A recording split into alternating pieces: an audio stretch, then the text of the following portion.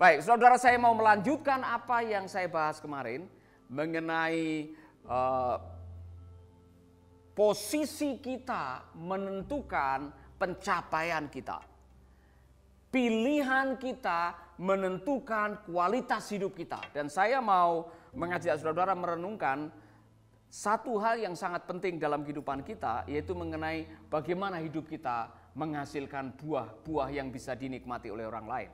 Maka saya mau mengajak saudara menghafalkan 3 kalimat ini.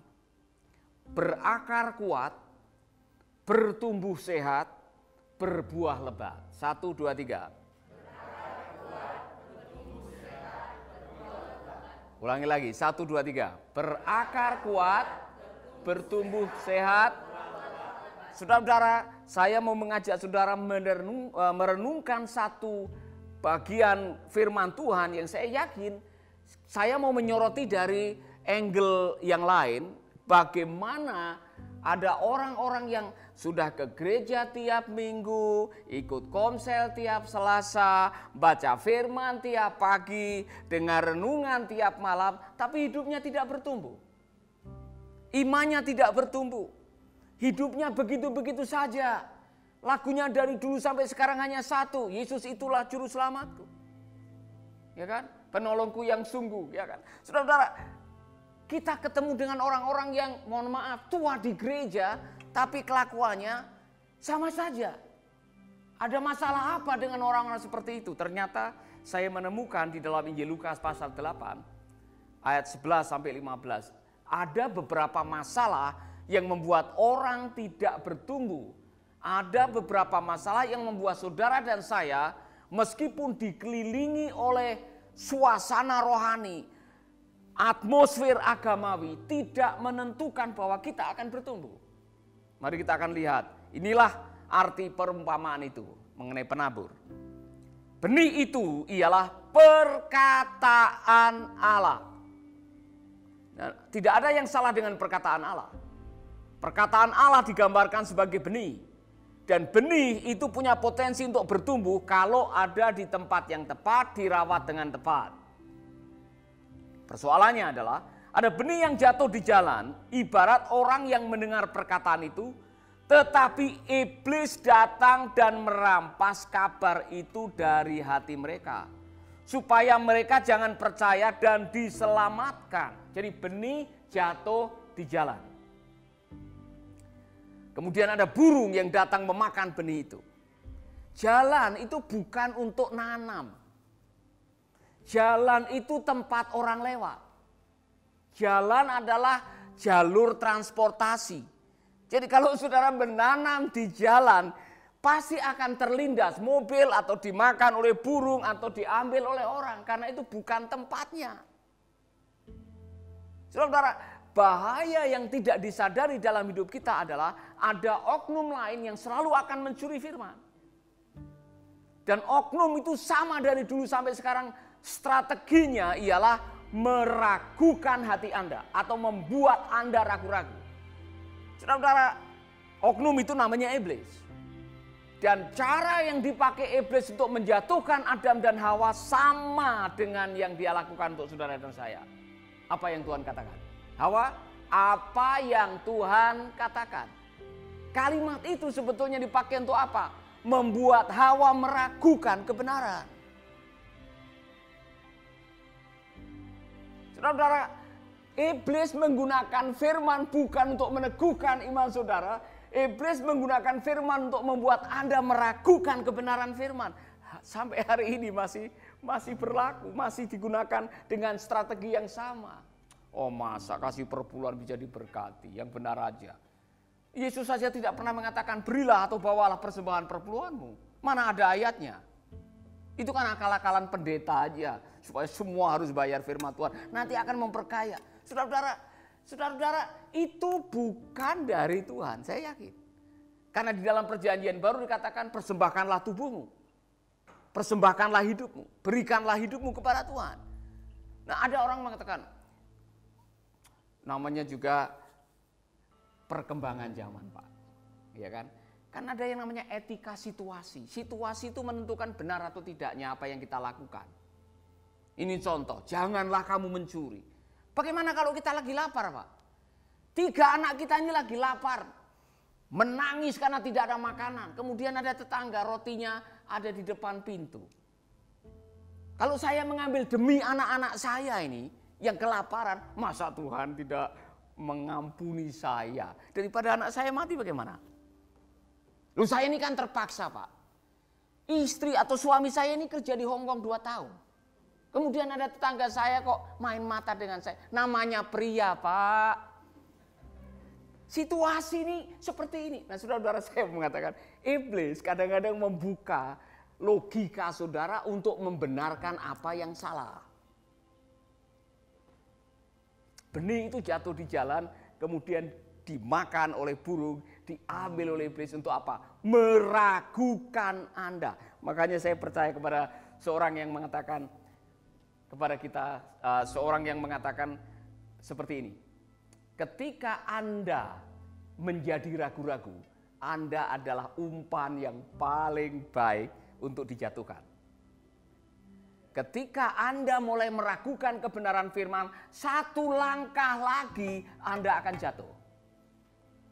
Dan itulah pekerjaan iblis dari dulu, sekarang, sampai selama-lamanya, sampai dia dihukum. Saudara-saudara, orang yang ragu-ragu dikatakan, Alkitab mengatakan, orang yang bimbang tidak mendapatkan apa-apa. Jadi begini, bagaimana caranya supaya iblis tidak ada kesempatan untuk meragukan kita? Bagaimana caranya supaya kuasa kegelapan tidak ada kesempatan untuk membuat kita tidak mempercayai 100% kebenaran firman Tuhan? Bagaimana caranya? Saudara-saudara, pada akhirnya nanti tergantung bagaimana Anda memperlakukan kebenaran firman itu. Jadi bahaya yang pertama adalah ada oknum yang namanya iblis yang sampai sekarang menggunakan strategi yang sama untuk menjatuhkan saudara, membuat Anda ragu-ragu. Maka waspadai hati yang ragu-ragu. Ketika Anda mulai meragukan kebenaran, Anda sedang dalam situasi yang sulit. Karena kebenaran tidak akan memproduksi sesuatu ketika Anda tidak memperlakukannya 100% mempercayainya. Amin.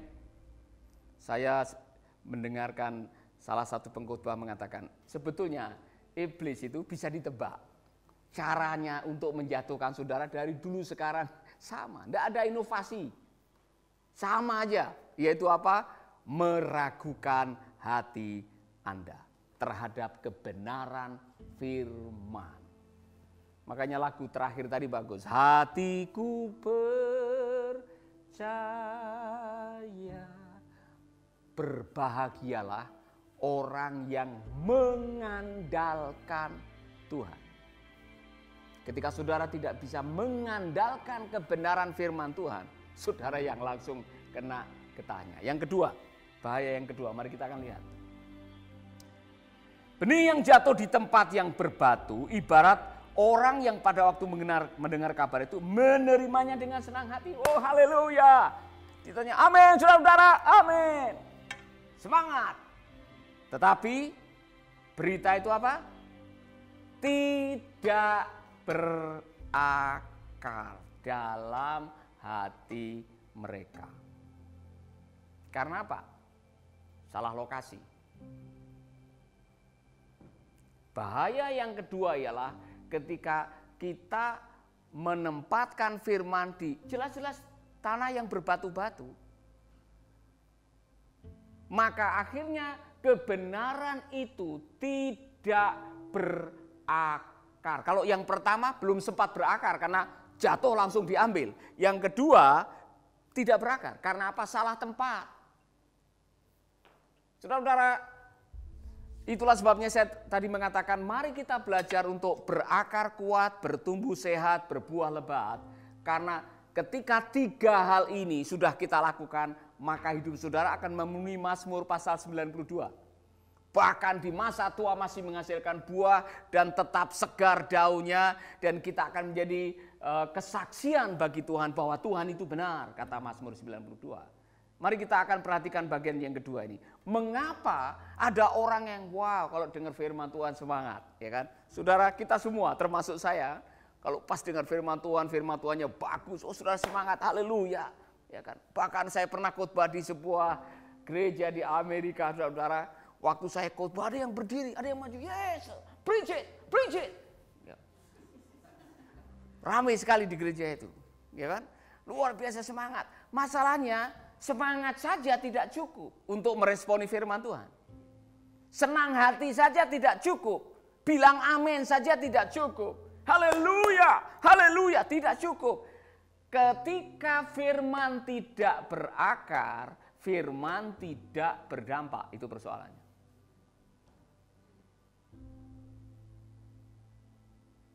Ketika firman hanya diaminkan, dibaca, dihafalkan, tapi tidak disimpan dalam hati, firman itu tidak berdampak.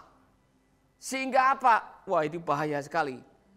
Masalahnya di sini dikatakan, mereka percaya sebentar saja, dan pada waktu cobaan datang, mereka murtad.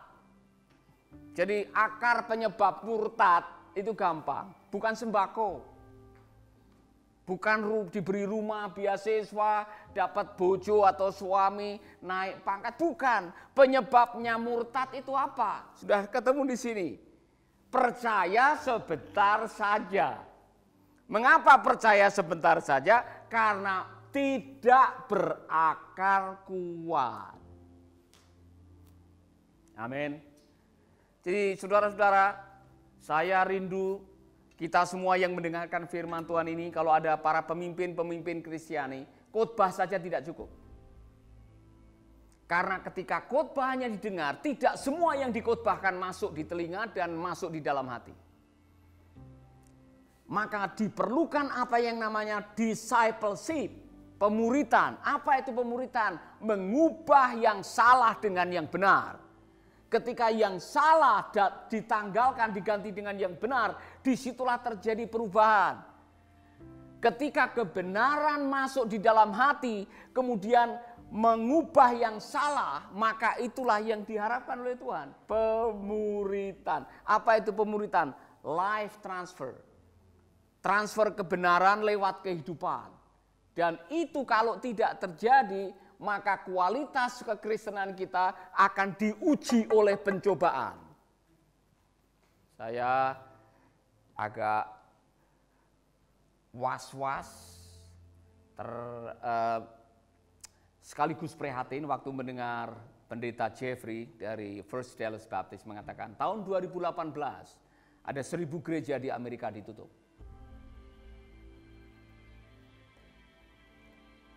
Kemudian dijelaskan apa salah satu penyebabnya. Memang salah satu penyebabnya adalah banyak pendeta yang burn out, keletihan. Tapi penyebab yang lain adalah jumlah jemaat menurun. Mengapa jumlah jemaat menurun? Oleh karena tidak tahan menghadapi cobaan. Tidak ada pemuritan. Nah, saya kemarin berdiskusi dengan beberapa orang yang punya keprihatinan mengenai pertumbuhan gereja sekarang ini. Salah satunya adalah banyak gereja yang mendasarkan gerejanya di atas celebration, perayaan hari Minggu. Ketika gereja mengandalkan ibadah hari Minggu yang 1,5 jam dan mengharapkan murid-muridnya orang percaya otomatis akan kuat imannya, saudara sedang salah konsep. Apa yang tidak dilakukan oleh Tuhan Yesus dan dilakukan oleh gereja, apa yang dilakukan oleh gereja dan tidak dilakukan oleh Tuhan Yesus, cek baik-baik. Yesus tidak pernah punya celebration. Yang dia lakukan adalah go and make disciple. Jadi ketika gereja menghilangkan yang esensial, yang penting, go and make disciple, kita sedang menghadapi persoalan. Saudara-saudara, saya membaca di dalam Kisah Para Rasul, kenapa jumlah mereka ditambahkan setiap hari? Bukan karena KKR. Bukan karena ibadah hari Minggu, mereka tidak ada ibadah hari Minggu. Mereka bertekun dalam pengajaran rasul-rasul. Mereka membagikan roti di rumah-rumah. Apalagi? Mereka saling berbagi untuk mencukupkan satu dengan yang lain. Mereka bahkan menyaksikan keajaiban demi keajaiban. Jadi saudara-saudara, saya mau mengatakan cara yang terbaik untuk menginternalkan firman dalam hati adalah pemuritan. Karena ketika kebenaran itu dipraktekkan, kebenaran itu tidak akan pernah dilupakan. Saya mau saudara mengucapkan kalimat ini. Ketika kebenaran dipraktekkan, kebenaran tidak akan pernah dilupakan. 1, 2, 3.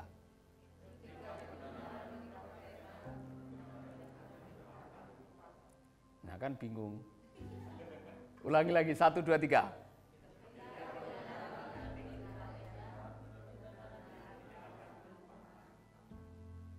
Ketika kebenaran itu kita terapkan, kita praktekkan, kita hidupi, maka itu tidak akan pernah saudara lupakan. Nah, saya mau tanya kepada saudara, pasti setiap kita punya ayat hafalan. Mengapa itu menjadi ayat hafalan? Mengapa itu menjadi ayat emas bagi kita? Karena itu dipakai setiap kali kita sedang menghadapi persoalan. Itu dikutip lagi. Ketika kita sudah menjadikan firman bukan hanya disimpan di normal thinking, di pikiran, tapi itu disimpan di hard thinking, di dalam hati. Itu yang akan cepat memberikan refleks untuk meresponi kenyataan. Makanya orang yang mempersilahkan firman untuk berakar di dalam dia, tidak mudah jatuh dalam pencobaan. Karena ayat itu akan dipakai untuk menerjemahkan kenyataan. Mengapa ada orang-orang yang sampai di umur tua wajahnya tetap segar, daunnya tetap hijau, tetap berbuah meskipun di masa tua? Karena di dalamnya ada banyak kebenaran firman. Maka saya setuju dengan Yakobus 1 ayat yang ke-25. Berbahagialah orang yang kesukaannya meneliti hukum yang sempurna. Bukan hanya mendengar. Bukan hanya meneliti, tetapi benar-benar melakukannya. Orang itu akan dibuat bahagia oleh perbuatannya. Maka praktekkan setiap kebenaran firman. Saya mau tanya, bagian firman mana yang paling sulit untuk dipraktekkan menurut saudara?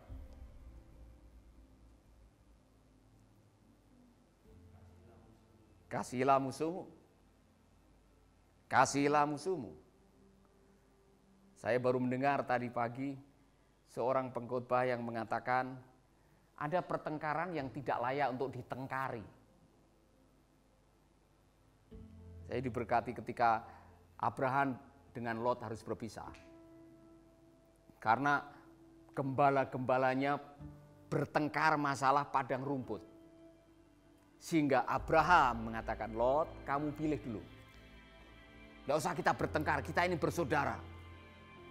Kamu pilih dulu mana yang kamu mau. Nah, Lot memilih untuk pindah ke wilayah yang dekat dengan Sodom dan Gomora.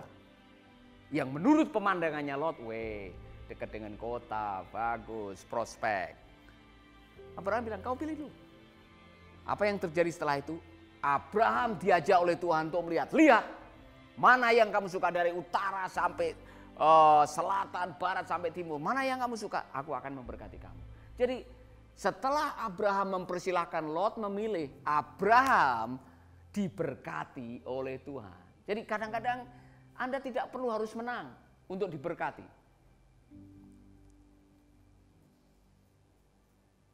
Itu pelajaran yang sangat luar biasa bagi kita. Tidak semua pertengkaran harus ditengkari.